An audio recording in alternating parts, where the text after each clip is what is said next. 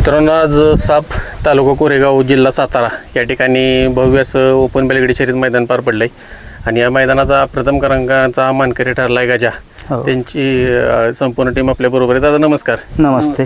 काय सांगाल, कशा पद्धतीनं नियोजन आज करण्यात आलं होतं? नियोजन काय झालं, अक्षय घोरपडे आणि मी स्वतःनं आमच्या टीमनं नियोजन केलं ते.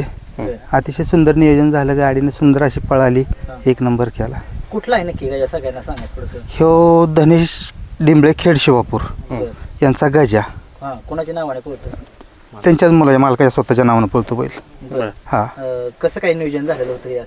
हे नियोजन असंच जोडीदार आहे असं बोलत बोलत आपलं झालं नियोजन. आता आज गाडी पळेल चांगल्या पद्धतीनं म्हणलं. भवानी आणि गजा गाडी जर बघायला गेली तर आपल्याला गट असू द्या, सीमे असू द्या किंवा फायनल, अशा गाडीनं कुठंच नाराज गेलं नाही. एकसारखी गाडी जुळून पळाली, सुंदर असा पळ दाखवलाय आणि आपा ड्रायव्हर पण होते आज. हो, काय सांगाल, तिन्ही फेरी कशी पळाली गाडी? गाडी चांगली पळाली तिन्ही फेरे, काहीच अडचण नाही. फायनलला तर काय सुट्टाच निकाल घेतला, सेमीला बी निकाल घेतला आणि गटाला तर काही एकटीच पळाली. आपा ड्रायव्हर गाडीवरती होते. काय सांगाल आपण विषय? आप्पा म्हणजे आज आप्पा महाराष्ट्रात एक नंबरचा माणूस ड्रायव्हर आहे. काय तर त्यांच्याविषयी बोलणं म्हणजे आपल्याकडे शब्द अपुरे पडतील. काय त्यामुळे काय झालं नाही, आप्पा एक नंबरचा ड्रायव्हर आहे. काय गजेचा थोडा इतिहास सांगा आपल्याला. खरेदी आहे का घरच्या कायचं आहे? काय नाही, ही खरेदी होती आपली. आपण मागे एक 2-3 महिन्यापूर्वी खरेदी केला नाशिकवरून, कुरोडगावमधून. बरं. काय संतोष डोंगरे म्हणून आहेत कुरोड, त्यांच्याकडून खरेदी केली आपण. साधारण किती वय आता? आता तिसरा दात पाडला, म्हणजे साधारण 2 वर्ष झाली. मागची कामगिरी कशी आहे? मागचे बैल आपला कंटिन्यूच पळतो.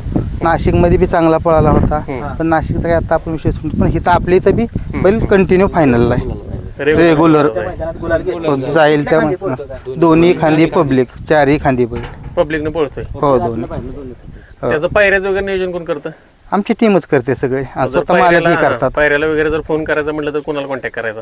काय नाही, कुणालाही टीम मध्ये केलं, शेटला केला तरी सांगा कोणाचा तरी एक जणाचा. सांगतो नंबर. 87 61 25 31.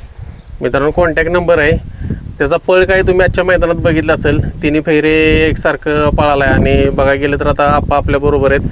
आप्पा काय सांगाल, आता सगळ्यात जवळ जर आपण बघायला गेलं तर ज्यावेळेस गाडी पळत असते तर सगळ्यात जास्त अनुभव किंवा जवळून जर कोण बघत असेल तर ते ड्रायव्हर असतात. कशा पद्धतीनं गजाचा पळ आहे? नाही, गजाचा कसं आहे, आता आपण ऐकून बघितलं होतं असा. आज हाणायला म्हणजे पहिल्यांदाच हाणला आपण बैल.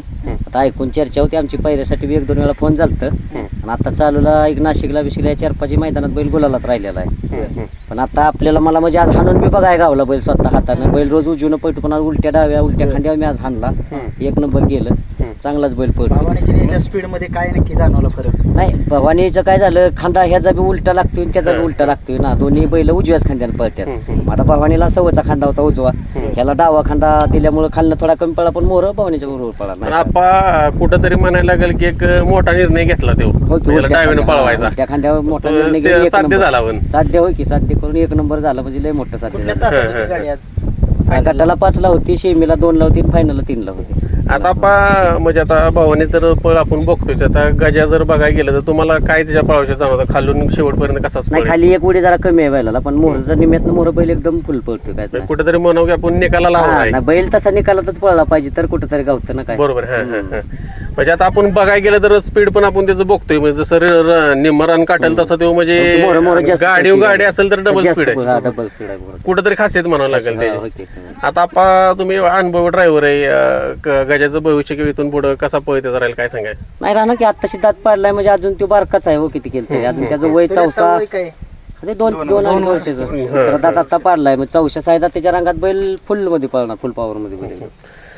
आता काय सांगाल, पुढे येणार एक हिंद केसरीचं मोठं मैदान येते, कसं बघताय? हिंद केसरीचं मैदान येतंय, काय चाललंय, तयारी मोठीच आहे 100%, आणि तुम्हाला कळेलच. बरोबर आहे.